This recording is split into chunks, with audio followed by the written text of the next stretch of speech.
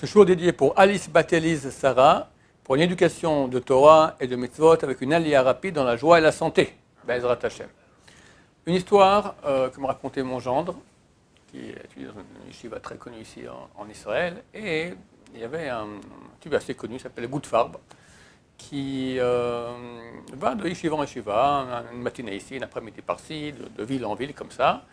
Et il ouvre donc son stand et il vend un peu de ce dont tous les Bachor Yeshivot ont besoin. Des écouteurs, de la crème pour se raser, parce que beaucoup se font avec la crème, d'autres, enfin tout ce qu'un Bachor Yeshiva normal pourrait avoir besoin. Bon, le Baruch Hashem, ça pendant ça fonctionne plus ou moins bien. Il est connu, très connu dans le monde des Yeshivot. Et il a un jour où il va à Ashdod. Il a un endroit là-bas, et là-bas il reste toute la journée. Et un beau jour, il apprend qu'il y a un concurrent qui vient au même endroit, un autre jour, mais qui lui prend, il a vu que ça commençait à baisser, il semblerait que quelqu'un vient et lui prend un peu de la clientèle. C'est une épreuve très dure, parce qu'il faut savoir que tout provient de Dieu. C'est écrit très clairement dans le Talmud, à ta place, on t'asseillera, personne ne peut prendre au niveau de ton kavod, de l'honneur qui te revient, Torah ce qui te revient. On ne peut pas prendre de ce qui te revient comme argent, même pas un demi-centime, rien. Et une royauté ne peut pas toucher une autre, même d'un cheveu. Tout ce que tu dois recevoir, tu recevras. Maintenant, pour raison X, Y, Z, tu as décidé que maintenant, à Ashdod, tu aurais un peu moins d'argent. Bon, alors, il y a quelqu'un qui est venu. Alors, nous, notre réaction normale, c'est lui. Ben, avant, ça allait. Quand il est venu, maintenant, ça ne va plus. Donc, c'est lui le fautif. D'accord. Et on réfléchit comme ça, et on en veut, et on fait beaucoup de péchés très graves. D'accord, on n'a pas le droit de haïr son prochain dans son corps. Il faut la émouna que tout provient de Dieu. Il faut être en joie, etc. On est allé se renforcer chez un rabbin très connu ici en Israël, c'est après le rabbin Elimelech Biderman. Maïler, c'est un. Elimelech Maïler, d'accord, on l'appelle, c'est un chassid, c'est le petit-fils du Admor de Lelov. Admor de Lelov, c'était un grand chassid, c'était un très bon ami de Baba Saleh. Les deux ensemble se rencontraient dans le ciel, ils avaient j'ai des histoires là-dessus extraordinaires. D'accord. Son petit-fils, aujourd'hui très connu ou sur les ondes, ou partout, enfin c'est un très bon parleur. Et il le renforce, sache que tout vient de Dieu, etc. Bon, il se renforce, il tient le coup, et Baruch Hashem. Bon, il s'est dit quand même, Ishtadlout quand même faire son boulot comme il faut. Alors il y a des feuillets comme ça qu'on distribue dans les synagogues.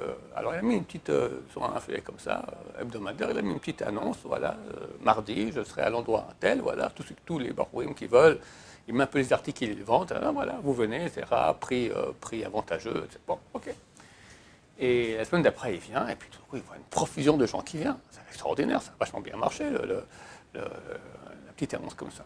Et surtout en fin de journée, avec 10 000 shekels. 10 000 shekels une journée, c'est miraculeux, c'est énorme. Il n'a pas compris. Puis durant la fin de la journée comme ça, il y a un barreau qui vient et dit, moi je viens pour la machine à raser. Et moi je ne vends pas tellement des machines à raser, si toi j'en ai quelques-unes, mais c'est pas pour toi, va chez quelqu'un d'autre. Et un des clients dit, non, mais je connais, bon, donne-lui, vous avez des bonnes machines, donne-lui, voilà. Et pour finir, le type il prend la machine à raser, tout content, il part. Et là il appelle. Il lui dit, mais dis-moi, pourquoi tu es venu ici pour une machine à raser? Moi, il me dit, à cause de l'annonce, il y avait une annonce dans le journal. Mais je ne me souviens pas que j'avais des machines à raser dans le journal. Montre-moi l'annonce. Et le type, il sort un autre feuillet. Et il voit que le type, son concurrent, il a fait aussi pas une petite annonce, une grosse annonce, comme ça. Et il s'est planté. Il a été à 2 endroits. Le mardi, il est quelque part, mercredi, et il s'est planté entre Ashdod et Ashkelon, on va dire, d'accord, et il s'est planté 2 dates. Et tous les gens sont venus chez lui, alors à la place d'aller chez le type qui a édité la grande. Il a vu la main de Dieu extraordinaire. Bon, c'est une fois. Après, les semaines d'après, c'est revenu normal. Mais il a vu que Hachem est là. Quand on a confiance en Hachem, alors Dieu aide. Il a fait un petit clin d'œil. Ce n'est pas toujours qu'Hachem nous fait des clins d'œil. La vérité, c'est faux. Ce n'est pas toujours qu'il nous fait des clins d'œil où on voit qu'il y a un problème. Chacun dans sa vie a vu des clins d'œil de Dieu. Chacun. Il faut être vraiment un morceau de béton fermé pour ne pas voir.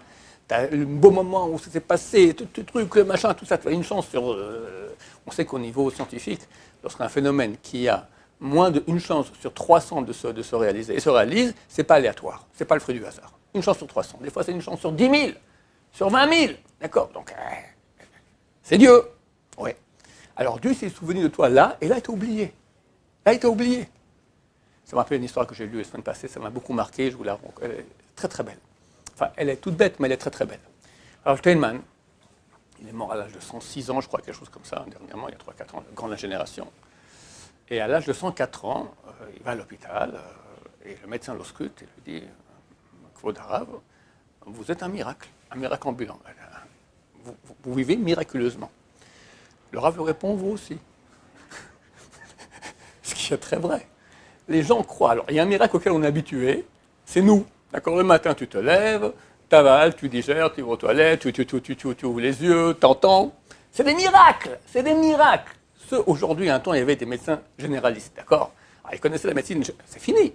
Aujourd'hui, dans chaque domaine, tu as des spécialistes et des spécialistes de spécialistes dans chaque. Parce que c'est tellement complexe. C'est tellement complexe. Le corps, c'est tellement complexe. Alors, ce n'est pas un miracle. C'est un miracle. C'est le plus grand miracle du monde. Le corps. D'accord? Comment un petit enfant, un monsieur et madame se marient, tout d'un coup, il y a un petit enfant qui sort du ventre. Mais c'est phénoménal. C'est un miracle. On est habitué. Alors, Steinman, à l'âge de 104 ans, comme il est, on n'est pas habitué. C'est un miracle. Et toi aussi, c'est un miracle. D'accord? On est le même miracle exactement. Il faut beaucoup, surtout en cette période-là où on est à l'époque pré-messianique, je pense faire quelques cours encore sur le sujet, Bezrat Hashem, B'neder, il faut beaucoup se renforcer. Avant que le Messie vienne, il y a l'époque pré-messianique, c'est Réveil Mashiach, les douleurs d'enfantement du Messie. Et c'est écrit que Dieu va prendre une corde comme ça et va la secouer très très fort. Tout le monde se tient à la corde. Et il faut tenir bon. Parce qu'on voit des maladies, on voit des problèmes, on ne sait pas comment sera le futur, mais il faut commencer à avoir une foi en Dieu. Dieu ne m'a pas oublié, je me suis levé ce matin, je vois, j'entends. Alors, il ne t'a pas oublié.